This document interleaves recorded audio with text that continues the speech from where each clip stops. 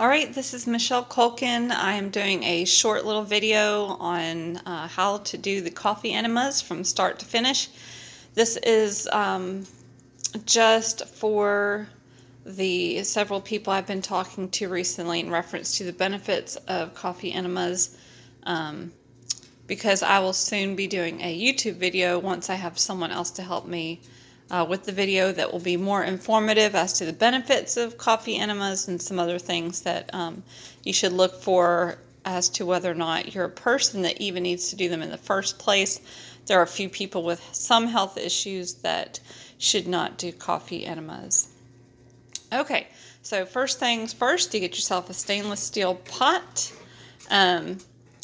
Make sure that it's very clean. And I say that because these little knobs here sometimes can have food stuck in them. Make sure it's really clean. If you have a pot without the knobs, that's even better.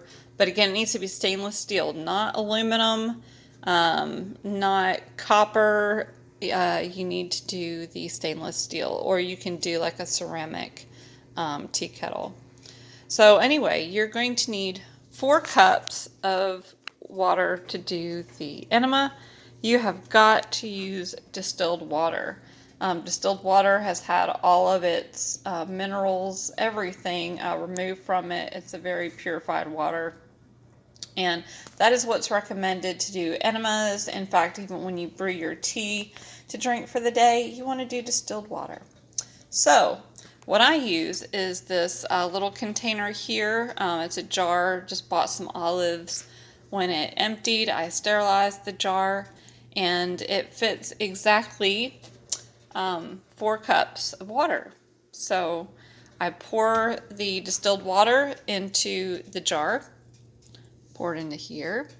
I also pour about a half a cup extra of distilled water because when this boils, some of that water is going to be evaporated, and then of course you'll no longer have that 4 cups necessary. So what you want to do is when this actually starts to boil, you're going to let it boil there without a cover for 3 minutes. So go over to your microwave if you have one. I do, but I rarely use it because I just don't think that they are healthy to use for different reasons. But anyway, I'm going to set that to 3 minutes. All right. While that's going, usually what I do is I take a look at the bathroom and see what's going on. I do want to mention also the coffee that you need to use is a particular coffee. I'm sure there's more than just this one kind, but this is what I buy. It is S.A. Wilson's Gold Roast Organic Coffee Premium Grind. This is already ground coffee, and you get it from sawilsons.com. It's about $10 a bag, and what you do is, and we can throw it in now, when it starts to boil, is you're going to take 3 tablespoons of the coffee. So I put a bag of grounds in here just to make it easier for me. And interestingly enough, 3 tablespoons measure into one of these little plastic shot glasses. So I keep a shot glass in there, and I just dump all that in my pot. All right, and let that do the boiling for the 3 minutes.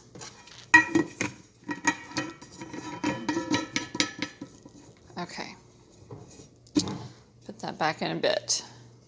So there you go. Okay, let's head over to the bathroom, make sure it's all set up for us. All right, first thing is you may want to bring a heater in here. It is important that your body stay warm. In fact, if you're going to heal from anything, if you're going to be healthy, you need to make sure your body is always at its normal temperature, which is very hard to do, but that's why you wear a coat in the wintertime. That's why people die a lot of times in the winter. It's not because they are getting bugs that are in the air. It's because your body temperature is lowered.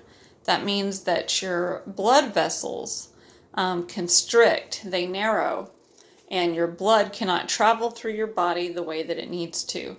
That's extremely important because when you do the coffee enemas, you're actually getting your coffee into the bloodstream at some point, and you just need to make sure that everything flows correctly, okay?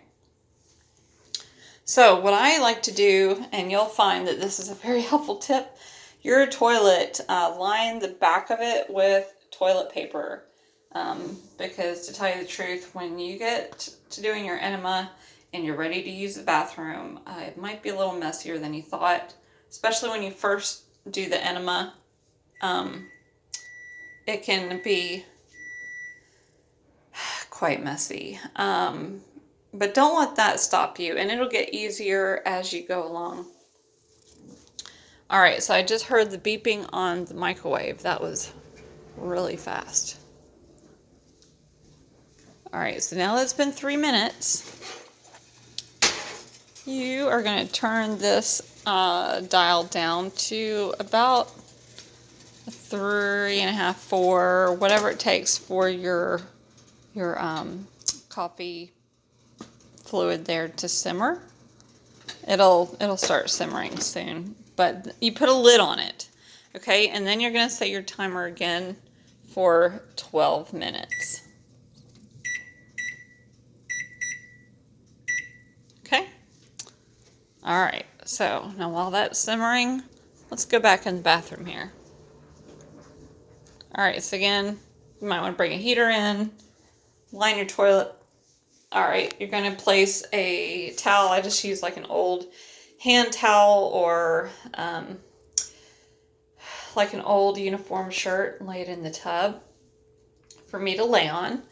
When you read about doing coffee enemas, some people actually lay on the floor, but I just think it's a lot nicer and quicker to use the tub. I fortunately can fit inside the tub. I know some people can't, or they have health issues, and so it's better to be on the floor. But trust me, if you do make a mess, it is nicer just to be able to run the tub and yeah, clean it that way. All right, so we're gonna go through a couple tips too. I want to go ahead and clean my stainless steel bucket. Okay, and every now and then you'll see it just kind of gets to where you think you should. I'll just put it that way. You're going to be cleaning these regularly, don't you worry. But what I do is I take a spray bottle of distilled white vinegar that's been diluted just a little bit with some water. Spray the inside of my bottle there. I don't do this every time. I do it maybe, I don't know, once every 6 or 7 times I use it. All right, I'm gonna get a paper towel and some baking soda. Did you know that when you put baking soda and hear that? Yeah, it fizzles. Baking soda and distilled white vinegar create a foaming action. Okay. So, excuse me for just a minute while I clean this up a little.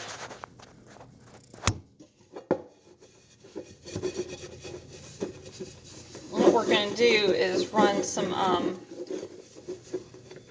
distilled white vinegar with some water and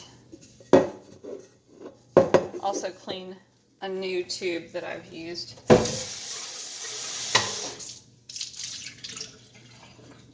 Alright, I'll just get most of that out now with a little bit of water. Alright, let's take this back. I'm also replacing my tube that I've had. Okay, so these tubes you can get on Amazon. 3 for $10 is the cheapest. They range in different prices, but all right, and this is actually quite easy to put on. You just wiggle it on here. Let's go ahead and do that.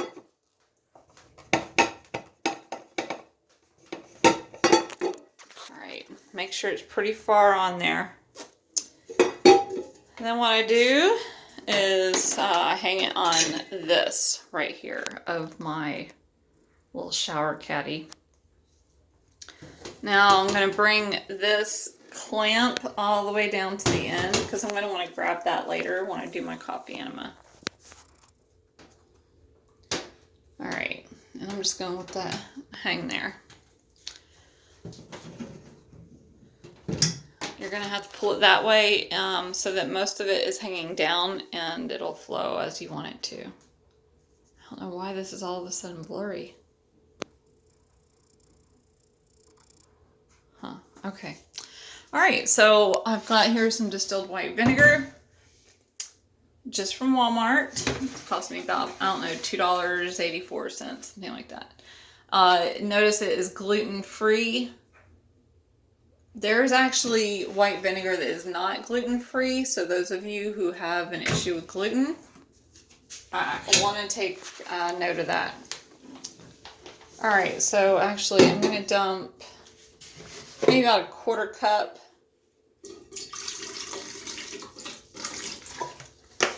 of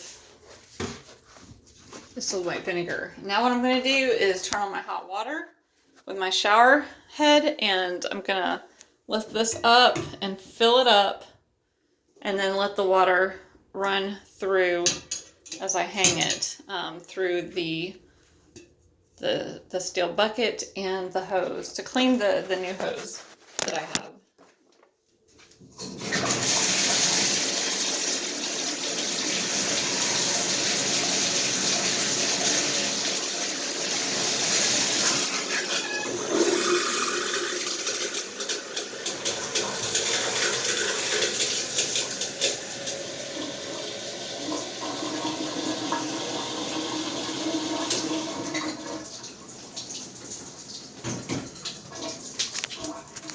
Alright, thanks for waiting. Alright, so here we go. Got it flowing. You guys are really going to get the hang of this when you do it over and over again. Alright, so when this gets done flowing, let's make sure. Yeah. Okay, see, it's coming out right there. Alright, and these tubes, they come with different nozzles. I particularly use this one here. Okay, I also keep some coconut oil right here. And I make sure that I coat the tip. But anyway, yeah, you always want to make sure you use, I'd say, either coconut oil or, let's see, what's another good thing to use? You don't want to use olive oil. You don't want to use mineral oil. You don't want to use petroleum jelly. Those are all, olive oil isn't harmful to your body. The mineral oil and petroleum jelly is, but the olive oil, what it does is it just doesn't come off your skin. So that creates a constant area of moisture in that area. And you need that area always dry and clean. So don't use that. Coconut oil, it will absorb into the skin. It'll come off pretty soon.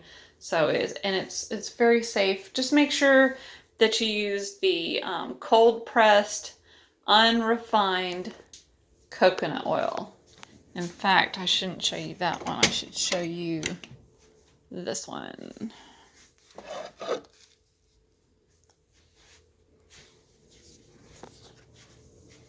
Okay, this is one good to use.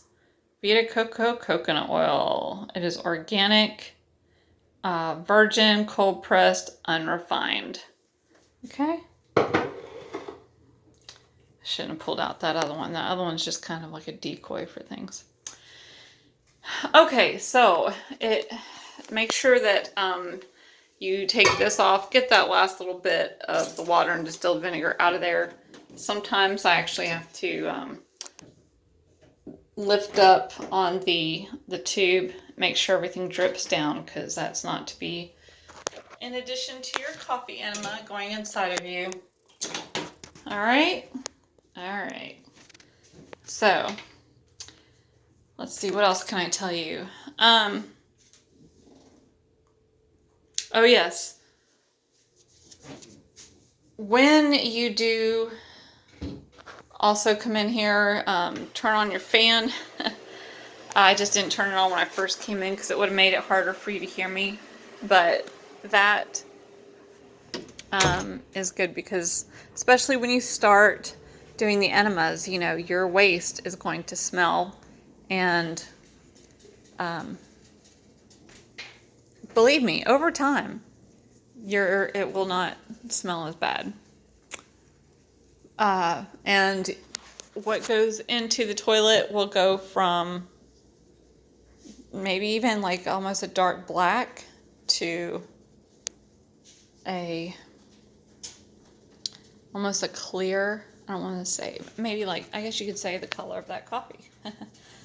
So when you see your enemas starting to be that color, you know you have gotten really nice and cleaned out. I started doing maybe 2 to 3 a week. Then there got to be a point where I had a bout with eczema, and I went to 5 in the week. You can do even up to 5 a day. Dr. Gerson, who has cured thousands of people, he has done coffee enemas with thousands of people, cured them of so many diseases, what people would say are incurable. And in addition to the enemas, though, he would have them do vegetable juice, mostly vegetables. He'd have them do like maybe 2 cups of vegetable juice with every enema that they did. That means that after the enema, they would consume the juice. Coffee enemas can dehydrate you a little, so what I always like to do is make sure that I have a big glass of water before I do them. Maybe like right when I start my preparation here. And gosh, this video is long enough, I might put it on YouTube.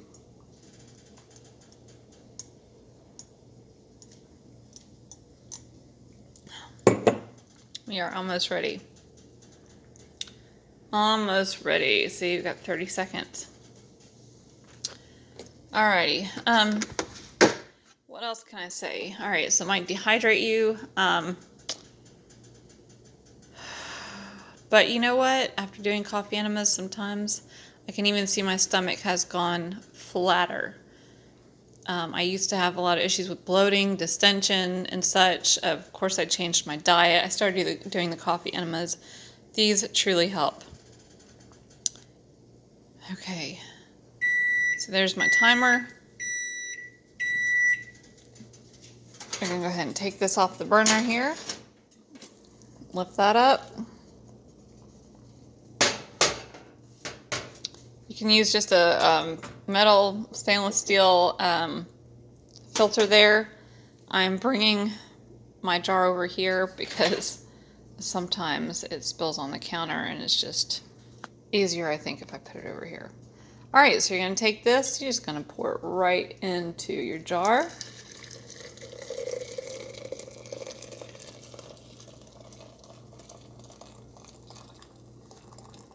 Make sure I get all that good stuff there. It'll kind of cake at the end. All right, so you see I added that extra half cup of water, and I'm still just under now what it ought to be. All right, so what I'm going to do is take this pot here, fill it up about 1/3 of the way with cold water. I didn't worry about the Well, I guess I could go ahead and pour those out. Yeah, just take your filter here, put it in your sink there. Okay. And get rid of the rest of these grounds. Pour it a little fast, they'll come out good. Doesn't really matter if you get all the grounds out now or later though. Alright, let's try this again. Third of the cup full. Excuse me, third of the pot full.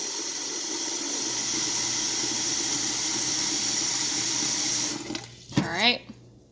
Set it over here. Now of course that jar is really hot to handle. What I'm going to do is make my water as cold as possible. Get my fingers nice and cold. Make sure that they are clean. Oh yeah, they are freezing cold now.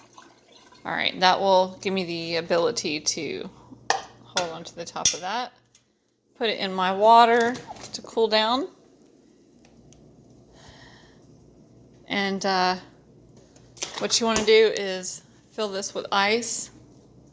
I actually have an ice pack.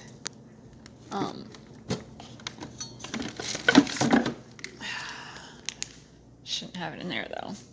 Put your ice pack in there. If your water hasn't come up all the way, go ahead and fill it up.